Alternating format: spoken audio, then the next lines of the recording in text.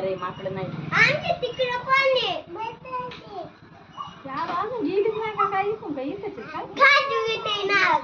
नको तू काय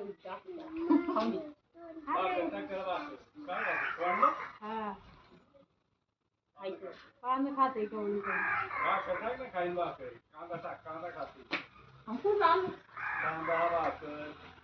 पाणी ठेवलं पाणी पिणार इकडे बारीक आहे तिकडे मोठे तू नको येऊ तुला धरीन ते भाकर ठेवून त्याला